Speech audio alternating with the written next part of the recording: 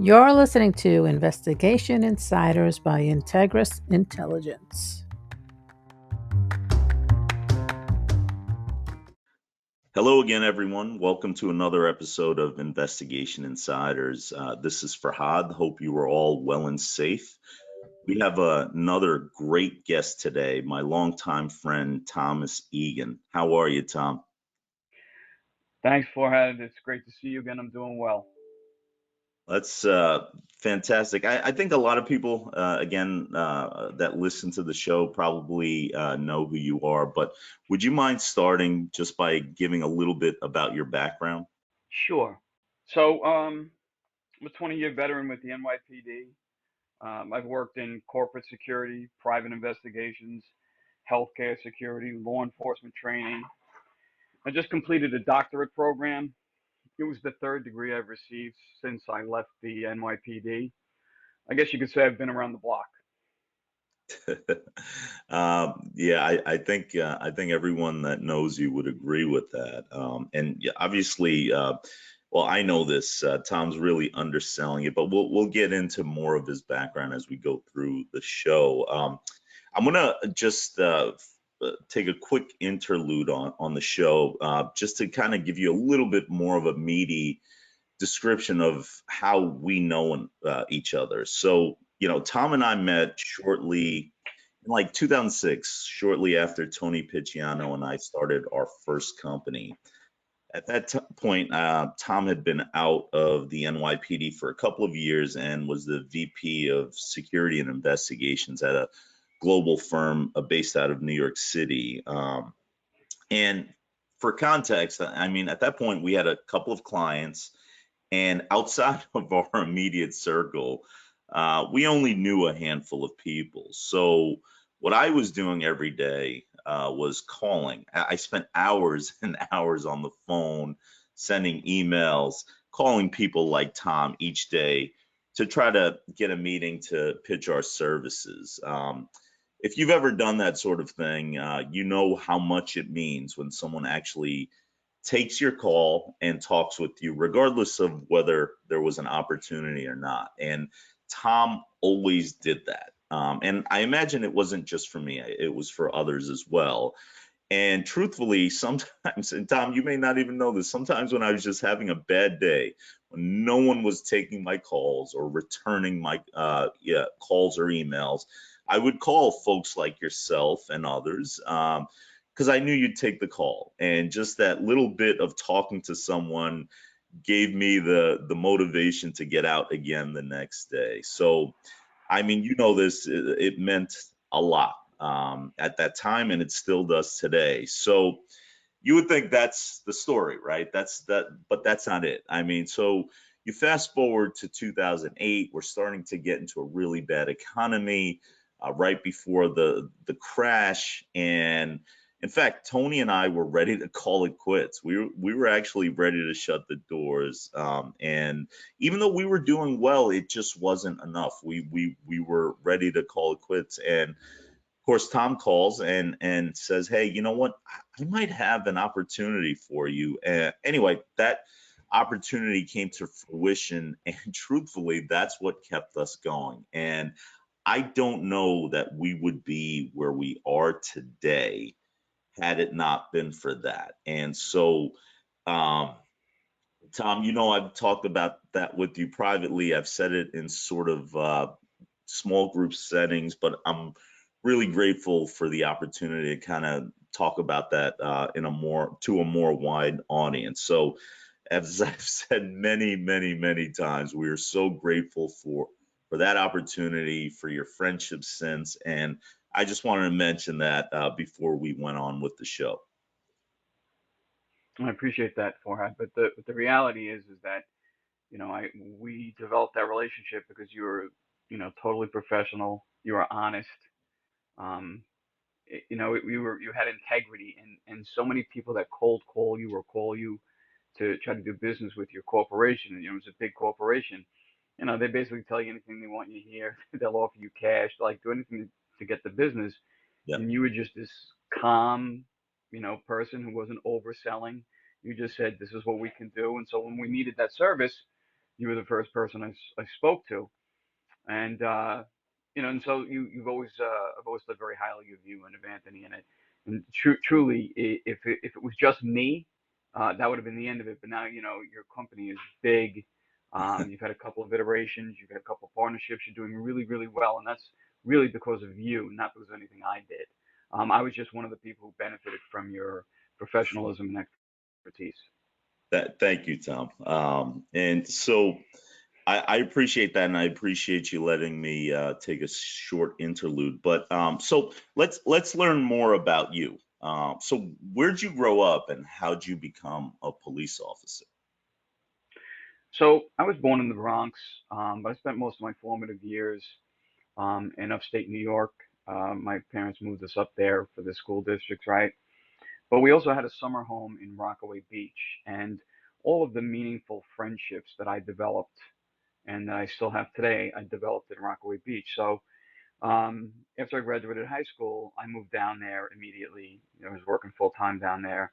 And so I met my wife the year after I moved down there, and we've been together ever since. But I really didn't have a whole lot of direction out of high school. But my father said, you should consider taking the police test, the NYPD test. And the more I thought about it, the more I realized, this is probably something I could do. It'd probably be, an interesting job to do. And so I did take the test, and within a couple of years, I was on the force. And it turned out to be a really rewarding career. Sure. So what do you remember most about being a police officer? So, you know, as we've touched upon how I've gotten 3 degrees since Yep. I've left the NYPD, but as you get educated, you have a different view of things, right? I've got experience and I've got education now, so I look back on it, and what I remember is that I had an inaccurate view of what police work was.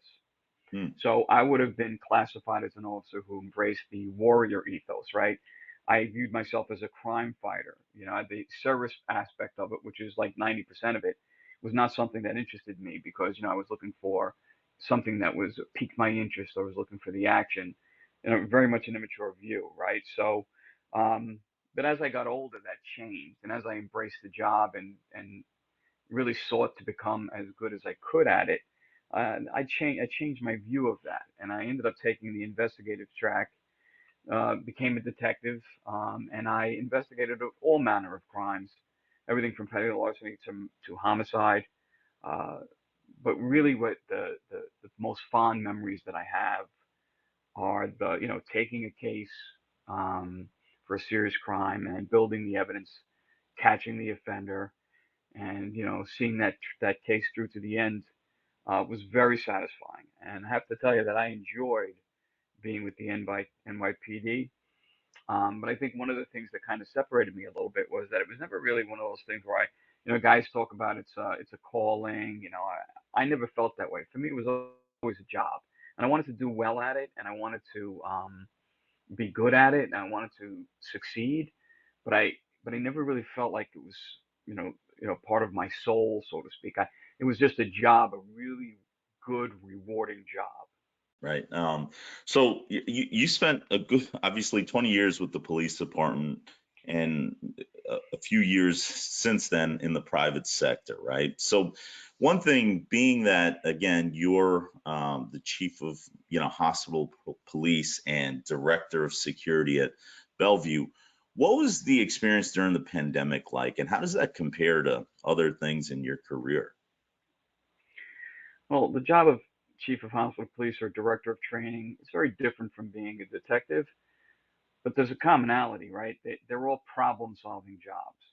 Mhm. In the NYPD, I conducted major investigations that involved other commands, sometimes other jurisdictions, but I was never too important to do the tasks that led to an amenable closing, right? Mhm. Fingerprinting somebody, transporting them, doing any little task that it took to solve that case. So that's the way I think. So as chief of hospital police, I'll sometimes take a post, relieve an officer who's on post who needs to take a personal. I'm not above that.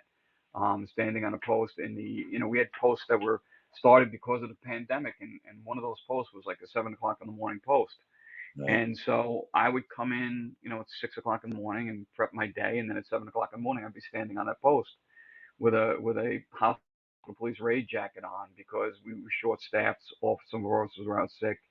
And I wasn't afraid to just step up and do whatever it took to deal with the problems that we were encountering.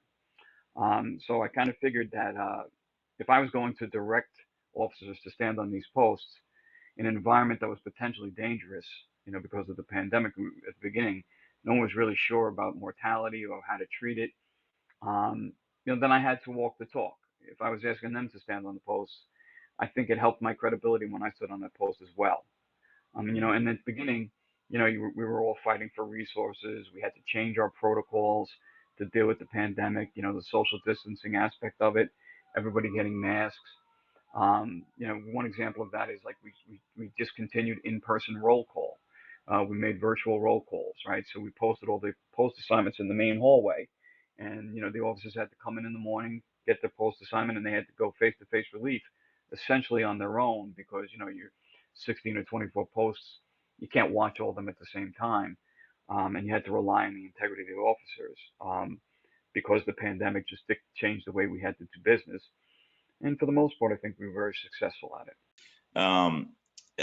Our audience loves stories. Do you have one that you could share related to your time with the police since then that that's memorable to you? I was thinking about that, and let me share the story about how we created the Hospital Police Academy, which is the training academy for all of the hospital police officers in New York City, right? So I joined Bellevue's Hospital Police in 2014, right? And toward the end of the year, my boss, Joe Sweeney, who was another retired detective in NYPD, who's currently at the Hospital for Special Surgery, he starts that conversation with me about taking the training in-house for all of our officers because they were training at another agency, and that agency really couldn't tell them how to do our job because it wasn't the same job, right? So he had this idea, let's take it in-house and start training the people ourselves. And I said, it sounds like a good idea, but I don't know how we're going to do it because none of us have ever, you know, had a formal job training. We were detective investigators. We didn't. I did some training, some brief training on how to do investigations with some of the officers and some of the community, but nothing as robust as a training academy. And he said, no, he handed me this brochure from the state, and he said, do me a favor, read this and tell me what you think. And so it was essentially a step-by-step process of how to create the academy. And I said, it looks like something we could do. I said, but I don't know if we would have the time to do it, right? And I gave it back to him. He immediately handed it back to me and said, oh, that's great. I'm glad you agree. Let's put a plan together. And I was kind of sitting there stunned, because, I've only been there at the time for like 6 months. And, he had this idea, which was a pretty good idea, but I didn't think there was any way we could possibly, that I could do it, right? So I said, all right, if this is what he wants me to do. And I started the step-by-step process in January that year. And by the fall, in September of that year, we took our first class in. And it really turned out to be the best thing we did. And it is really our legacy here. Hmm. So the New York State requires a specific curriculum to certify officers, right? There's at the time it was a 90-hour course curriculum, and that was great. It kind of taught you about the law and your responsibilities as a police officer and some of the techniques of law enforcement, but it didn't tell you anything about healthcare, right? It told you nothing about healthcare, about how to work in this environment, and there are a host of other regulatory bodies that dictate what we do. So I researched best practices in healthcare security, specifically around crisis intervention and de-escalation. The ability to communicate effectively with people is pretty much the most important skill a law enforcement officer can have, right? So being able to communicate with agitated and distressed people in this environment is essential. So this was right after the President Obama's Task Force on 21st Century Policing released its report, and we kind of used that as a roadmap. So it talked about, police need de-escalation, police need to partner with the community, police need to recognize that, even the offenders we deal with, the idea of procedural justice is, treat everybody fairly, recognize the human beings that you encounter as people. All of those things were part of the plan that President Obama's report issued, right? So we we adopted that, and we also embraced the idea of trauma-informed policing, right? So one of the areas that law enforcement is lacking in it, not so much in training, but in education, is understanding the history of law enforcement in this country. And it isn't pretty, right? So contemporary officers, you've had retired officers working for you. I know you deal with regular, active duty police officers all the time. Generally speaking, we recognize that there is a history of policing that is racist in this country, but we don't want to be held accountable to that, right? We don't want to be the ones who have to pay the price for the past sins, right? So, but it isn't as easy for some people to look at it that way or to accept that from us.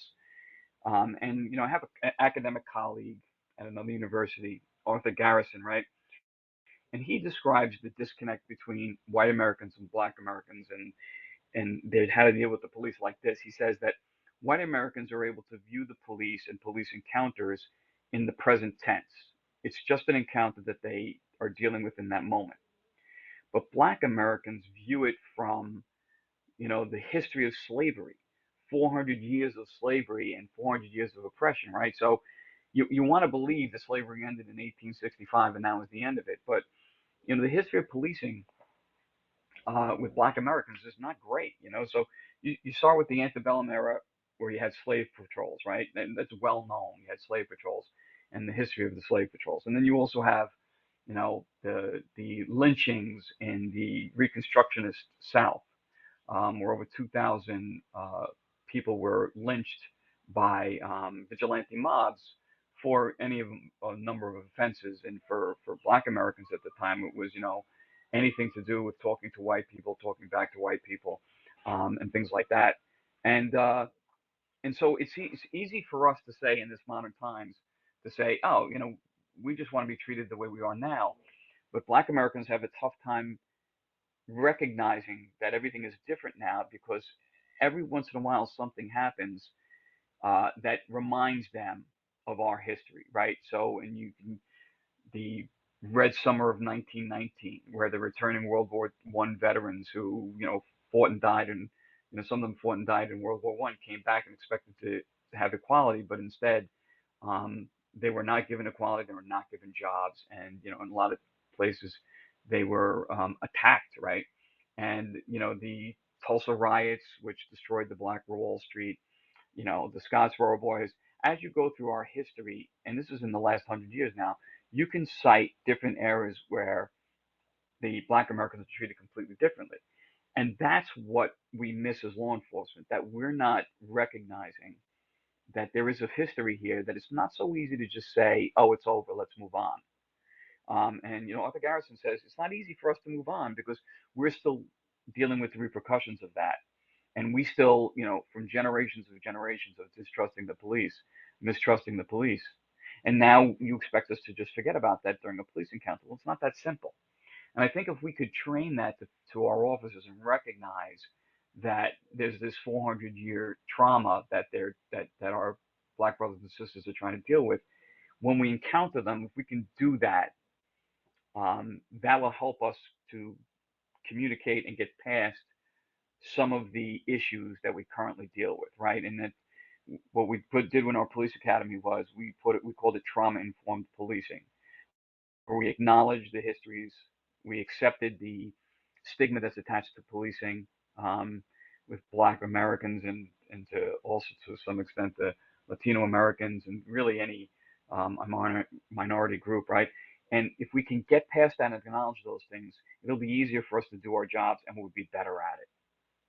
And I think that's what's missing the most in police work is willingly acknowledging this history exists.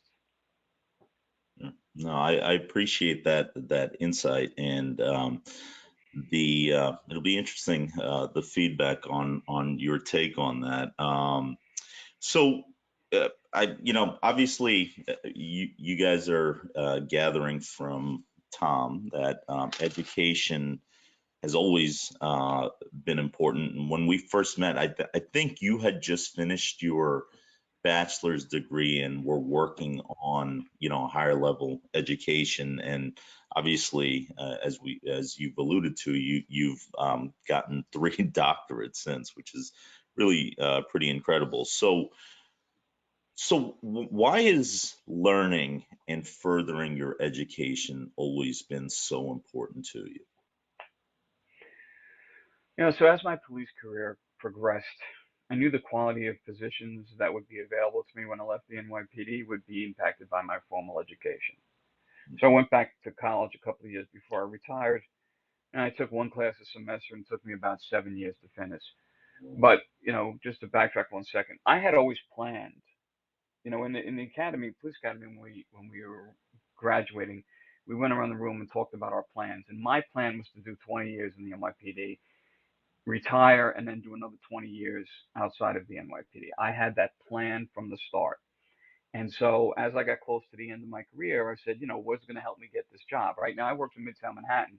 And so, I was, working with corporations, big corporations that could potentially hire me. And so I had a leg up by somebody who's working in the Bronx or Brooklyn, right? But I also wanted to make my resume as attractive as possible. So I went back to school, got my undergraduate degree, and then I took a couple of years off. And when you met me, I had just started an MBA program. Hmm. And after I left Viacom, I got laid off from Viacom. I started my own security company, and I said, is an MBA more of a seller, or would a criminal justice degree be more of something that would be advantageous as a private vendor? And I decided to pass on the MBA and go into the criminal justice degree, right? In hindsight now, the MBA probably would have been as good, if not better, because better understanding of business, right? But I went back and did finish my criminal justice master's degree in about 2 years. But those degrees were both career inspired. But something that I figured out when I was doing my master's degree was when you were going in depth to the different aspects of the criminal justice system, the court system, the correction system, juvenile justice, all of those aspects of the criminal justice system, where you had to read research papers and do independent research on these things. I found I really enjoyed that, right? That self-guided learning, that self-guided, um, the self that personal search for information, for data. I really enjoyed that, and so I I figured the master's degree was all I was ever going to do. I was interested in a PhD, but I didn't really feel like I would ever go and do it. And then when we started the academy, I started to did a lot of research into best practices and did research on how to train police and research how to do it with a way that could connect with people, right? So one of the other aspects of training in police departments that I didn't really get into is when the police are trained, one of the training they seek is a bond between officers so they protect each other and they can rely on each other. And the way they do that is they basically teach the officers that they can only rely on each other, that they can't really trust anybody in the public, they can't really trust um, anybody out there because they have to they have to take care of themselves. And the way it was explained to me was, it was back in 1983, was that you can't trust the DA's office, because if the DA's office believes you've made a mistake, then they will try to prosecute you to make a name for themselves. You can't trust other lawyers because they're looking to sue you and make money. You can't trust reporters because they want to make a story about you and they will make you look bad in order to sell their newspapers because it sells newspapers. And so they basically systematically told you really can't trust anybody. So that part of the training where you're teaching young officers that they can't trust anybody they're going to encounter kind of puts a divide between them already. And so when I was forming the academy, I did a lot of research to how to avoid that. And so we took great pains to try to make sure that we did not build an us versus them mentality in the training. And so, but that research, trying to find that right way to train, that piqued my interest about doing research more formally. And I had done so much of it to form the academy. It seemed like a natural fit to try to go for a PhD, but I still didn't do it at that time. It wasn't until I started teaching at St. Joseph's University in Brooklyn. We have an internship program here at Bellevue. That's another thing, Forhad, is whenever I take a job, I try to start an internship, because when you get, young adults, young students in to try to, and you introduce them to your environment, they learn, and the officers take energy from those young people. Even the most curmudgeonly officer, the most curmudgeonly person I've ever worked with, have embraced these interns, these young kids coming in to learn, and it's always been very successful. So I had an internship program here that it started with another college, but it ended up being, we ended up doing it with St. Joseph's University, and from that connection, I ended up teaching as an adjunct instructor with St. Joseph's College, and well, it's St. Joseph's University now. And as I was being assigned classes to teach, there was a lot of reading and research in order to make sure that I had the necessary expertise to teach well. And that is what really like piqued my interest. I was like, well, I'm doing all this research. Maybe I could channel it in a way that I could, do it more formally. And that's ultimately when I decided to go for the PhD. It wasn't so much career related. It was more of trying to be a responsible instructor, a responsible trainer. Hmm. Yeah, I mean that's really interesting, and again, there's a lot of strategy in that, right? There's a lot of thought that goes into the approach that you took, and I kind of feel like sometimes in the security industry, whether it's private security firms, whether it's investigative firms, whether it's in-house, whether it's hospitals, corporations, that many, not all, obviously don't take a strategic approach like to training people, right? So a lot of times they fulfill what's required and not really or they have people take training on their own and essentially cover their costs on doing so. So what are your thoughts on it, on that, and how do you think people should be thinking about training? That's a really good question. I think as an instructor, here's what I've experienced, right? I go into a training program. I take that as not really a job and not really what's the right way to say it, right? So there are a couple of different ways to look at teaching, right? So one of the more popular ways of teaching now is as a facilitator of learning, you have a responsibility to present um, information to the student. So, and it's their responsibility to take it in and get something from it, right? But I think when you're talking about young people, especially whose brains are not fully developed, and even our brains are not fully developed until we're 25, 26 years old, right? I said, so I have an obligation to present that material in a way that they can get information from it. And so say you have a textbook. Well, you better know the textbook. And when you get into a classroom, I feel like the best way to facilitate learning is to know that material, assess the most important points that you have in that material, and then present that in the classroom setting on top of the reading they have to do. And I have a responsibility to do that. And if I have an experience in my career that relates to the material that I'm presenting, then that's a good way to pique their interest through a personal story that actually has a connection to the material, right? But what I find is teaching is even if you're a good talker, teaching is you may not be a good teacher because teaching is a kind of like an art form, right? You have to go into it with that understanding that you have a responsibility to present information. And what I find with many instructors, both at the college level and here in the training level, the law enforcement training level, is they get so wrapped up in their own stories that the stories end up not having anything to do with the material. And so they'll go into the classroom and tell stories that they enjoy telling, but they're not really facilitating learning. It's not connected to the material. So they're not really helping the learning process, right? And these are young people who need guidance on how to learn. But our instructors very often are not sharing the material they're supposed to share. They're telling stories from their experiences because it piques the interest of the student. And when you see their interest, that encourages you to tell those stories. But you're not helping them learn. And you've got to understand that what you're there to do is help them learn. And everything you do has to be related to that. Every part of the relationship between the student and the teacher has to be, I want to learn, and I've got to help you learn in any way I can. Now, there is a responsibility on their side to do the reading or do the assignments or whatever and pay attention in class, but you have an obligation to present that material. And I find that many instructors don't, they deviate from the material. They don't really, they leave it all to the student to read and study on their own. And some students can do it, but many others can't. And I feel like that's a part that's missing in a lot of the teaching, the student teacher relationship, is that not accepting the responsibility that it's your obligation to present the material in a way that the student can learn it.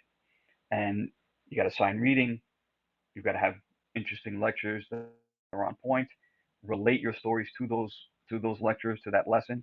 And if you don't, you're not facilitating learning, and so you're not living up to your responsibility. Sure. So, I mean, from a like, let's say like a head of corporate security or something like that somewhere, like, again, we talked about, training is a dynamic thing, right? So what's true today may not be true tomorrow, et cetera, right? So, like, I always feel like to understand what the needs are, you have to do risk assessments and a gap analysis of where you are and where you want to be, and before just diving into material, right? So can you talk about like that process and in deciding what training people receive? Yeah. Okay. So that's another good question. Forhad, I've got to stop saying that, right? So let's start with the risk assessment process. Yeah, How is it done? That itself has to be a formal process that is repeated. You can't wing it every time. So you gotta, how is your risk assessment done? What's the process? What are we looking for? As you identify risks, assigning a level of priority to each of them, right? So that you can address the high priority ones first, and in the proper order, right? Refer each risk to the proper area for follow up. So, if you're say if you're doing a physical risk assessment, there's a door that's broken. Your security department's not fixing that. The facilities department is. right. If you see an encounter between your security team or your police team that doesn't go well, what is the problem? What was the disconnect there? And what type of training could help that person do better? And if you've already given that training, why didn't it work? Assessing why it didn't work. Keeping yourself up on current on the issues that your agency, your facility, your organization are encountering, so that you can best assess what training they need, what equipment they need, all that type of thing, right? So we right now the world is obsessed with active shooter training, right? Right. Everything's active shooter, active shooter, active shooter, because when 5, 6, 10 people are killed in an instant in a single event, that terrifies everybody, and that brings their attention to the potential for this unique event to happen. But the reality is that's a very rare thing. I bet every organization in this city right now has about had active shooter training, and how to respond to someone who comes in and when they and just starts shooting people. Now that's a really rare thing. There are things that happen that are more dangerous in our work environments all the time, like safety issues, or we're far more likely to be killed outside of work than we are in work, right? So what are we doing to address those things? There are things that make a work environment volatile that potentially leads to violence. What are we doing to alleviate those things? You find that when you see these uh, mass shootings that go on, right? That doesn't happen in New York City very often, a city of 8, 9 million people. We don't have mass shootings that equate to the amount of people that we have, Right. but we do have gang shootings, right? We do have gang shootings, but we don't really address that very often. But when we talk about like mass shootings and active shooter training, we've all had that training, even though it's a very, very rare thing in general, but it's a very, very rare thing in New York City. And part of the reason why we don't have mass shootings in New York City is because, people end up shooting up their workplace, right? Generally speaking, they do that when they feel like they have no other alternative. But in a city like New York, where the labor laws are so progressive that it's really hard to lose your job. Um, and so you start to lose your job, and when you do, it takes months, if not years. And then if you do lose your job, there's a variety of social services that that can help you get on your feet or actually get some income. Some people are on suspension for a year, 2 years, then they go on social services and unemployment or whatever else they need. And so getting to the end of that rope where you don't feel you have any alternative is hard to do in a progressive city like New York. But we're so obsessed with active shooter training, and we spend so much time on it. It feels like it soothes a fear in our people. But is it something they really need? We're reacting to media headlines and not necessarily teaching them what they need to do. How about just teaching them how to manage encounters with people who are angry or agitated? If how about teaching our people how to manage somebody who's going to lose their job and do it with some compassion, you know, um, in a way that doesn't make them feel like they're being insulted or attacked. Right. How about making sure that we have some sort of employee resources programs for people that we do feel are having difficulty with these changes at work or losing their job, that we can refer them to make sure that they never feel like they're at the end of their rope. Those are the types of things that I wonder, like, we focus on something that's fear-based, and we change our rules and we change our training, but is it the most effective use of our time? Another aspect of that is that, when I was they trained you how to be a police officer, right? But what you do is, you never know how you're going to react when it hits the fan. You just won't know, because you don't really know what it's like to have a gun pointed at you till it's pointed at you. Mhm. And NYPD, they do their 6 months of training, and then it's 1 day a year after that. And so that really can't prepare you for 10 years down the line. That academy training is in the back of your mind. So in order to get an officer to respond the way you want them to, you'd have to train much more than that. And so how much is active shooter training once every 3 years or 4 years actually helping our people, other than in their psyche, right? Or is this the best use of our time? Are we training enough? Are we training on the things we need to train? And how do we know that? We're just following the lead of the industry. Everybody's doing active shooter training, so that's what we're doing. But are we teaching people how to de-escalate, how to manage crises, how to manage people in crises, so that they can handle these things as a part of that training?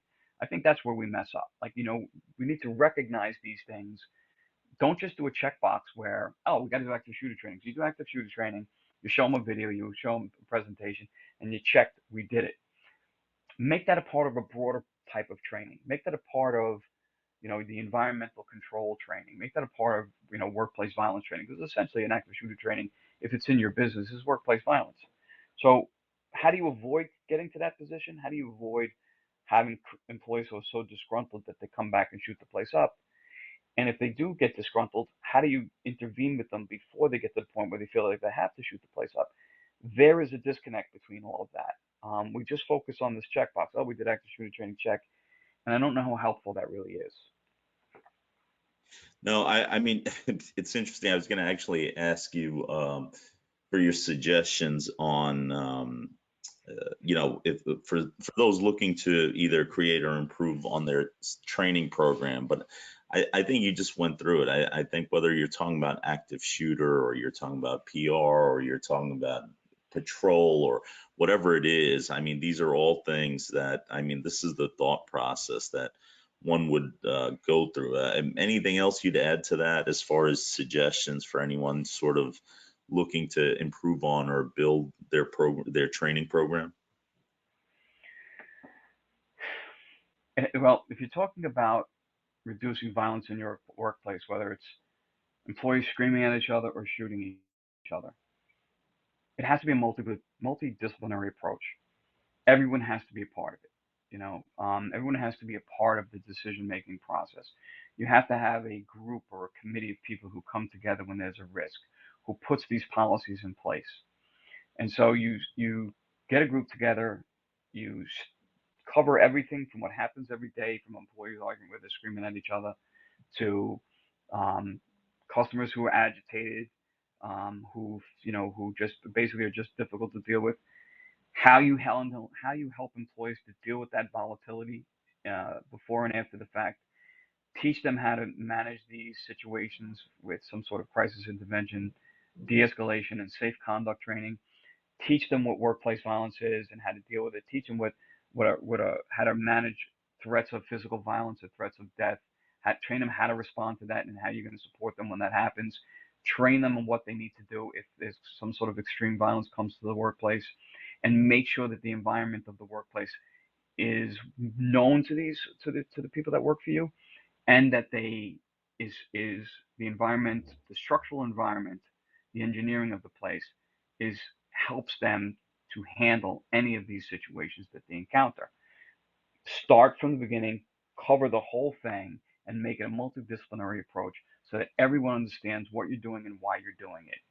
And every year you've got to refresh that in their minds, not only because it's something that will slip away a little bit, but you're getting new employees in all the time. And if you're doing it right, you're staying on your training programs and researching them so that you're staying current with best practices, evidence-based practices, and making sure that it's comprehensive and handles the whole thing. You've got to stop treating training as if it's a checklist. Oh, we Mhm. need workplace violence training, check. We need active shooter training, check. We need implicit bias training, check. Cultural competency, check.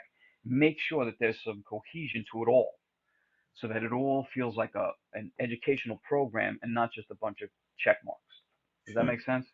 Yeah, that makes perfect sense. I think that's fantastic advice. So the last question I have for you is, again, going back to the anecdotes, do you have something that you've been involved in that really demonstrates the impact of teaching people? Well, I think with teaching, you have to make a connection to your students, right? But there has to be a structure to that teacher-learner relationship.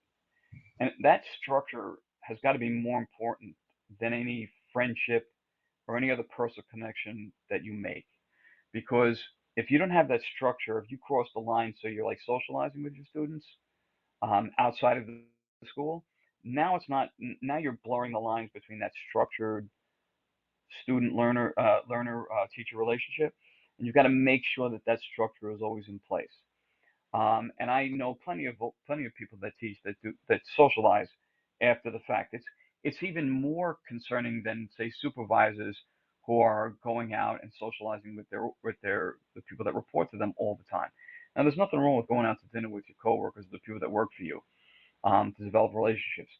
But it can't be like a regular thing, because it blurs the lines between the relationship that you have. And it's the same thing with teacher-student relationships, right? So you've got to make sure you maintain that structure. And I think I said this earlier, but I think it's also very important that you recognize that you have a responsibility in that relationship. And whether you're a college instructor, a trainer at a business, or being a supervisor, makes you in many ways a mentor to the people who work for you. You've got to make sure that you recognize that responsibility that you have, and you treat it like it's a responsibility. If you treat it like it's a responsibility, you'll always have that image in that mindset where I'm going to help this person to improve their learning, improve their performance, improve their humanity, even. This is a little bit dramatic, but you know what I mean? Like, you've got to make sure that you have that in your mind, that you're responsible for young people, people that report to you. You have a responsibility to make sure that they're benefiting from that relationship. Sure, sure. And so, I mean, we've talked mainly from, again, the company, the employer, the supervisor perspective. I'd like to finish by just asking your thoughts on, for people that are listening that are thinking about what should they be thinking about when they're thinking about organizations to join, training programs, certifications for, I mean, again, for law enforcement and private security professionals? What would you tell them to think about, or even education, really? Um, well, from the education standpoint, obviously I'm a fan of formal education, right? Yeah, And I think that what you're studying isn't as important as the fact that you're invested in your studies. So there's a lot of criticism about useless degrees and all that, but if you're, say, there's most of the criticism is around things like gender or racial studies, right? So, um, but I don't think that criticism is really fair. So if you're interested in gender studies or racial studies, whatever you're interested, if you put your energy, your heart, your soul, your mind into that learning, your ability to learn, whether or not you ever use that detailed content in your professional career, is less important than the fact that you're willing to put the work in and learn. Because that's something that translates into every business, every organization, everything that you do. That ability to think critically and analytically, to learn different perspectives, and to put hard work in to improve yourself is something that translate across the boards. I've worked with people who had communication degrees that became police officers. I know people who got social work degrees became human resources people. I know two of the two of the most diligent people I've ever worked with have English degrees, yeah, and it sounded silly at the time you got an English degree, but the ability to communicate effectively in writing is something that yeah, can't be invaluable in any area, right? So right, if you're going to get an education, put your time and your effort into it. Don't just do the bare minimum to get the degree. Put the effort in, and it counts. As far as organizations go, some of the organizations that are out there, and we're talking about line organizations, professional organizations, they exist to introduce you to a vendor. They're there to introduce you to vendors for the most part, or at least for a great part. And so if that's what you need, great. But if you're looking to improve yourself or to better your career, make sure you find the organizations that have good learning programs, good training programs. But keep in mind this: whenever you're going to get trained on something, there is an investment you have to make, and it's either time or money or both. But if you are going to train in, um, if you're going to put in time in for training, if you're not spending time to do it, or it's not costing you money, it's probably not worth it. So if you do like a project management course that takes like 7 hours, you might learn something from it, but you're not going to be a project manager.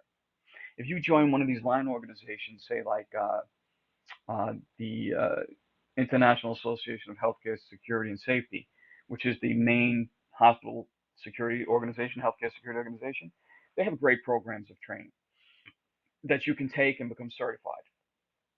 The Association for Threat Assessment Professionals has unbelievable training and unbelievable research that you can read about how to manage those types of things.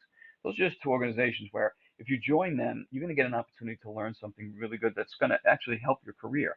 But they're not all like that. So be prepared, do some research before you start spending your money on those things. yeah. No, that's, I mean, fantastic advice. And just to kind of wrap up here, Tom, I really appreciate your thoughts and sharing that with our audience. I'm sure there's going to be a lot of interest and feedback. And I just want to thank you again for joining me today, and the years of friendship, as well as the support you gave us early on, and best wishes in the future, and look forward to staying connected. Thank you. Great. Thanks, Forhad. Thanks for the opportunity. I really appreciate it. It's good to hear from you. It's good to see you again.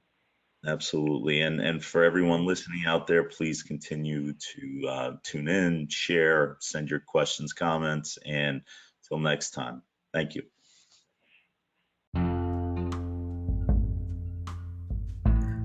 Don't forget to follow us. We are on LinkedIn and Facebook, Instagram, Twitter, and YouTube.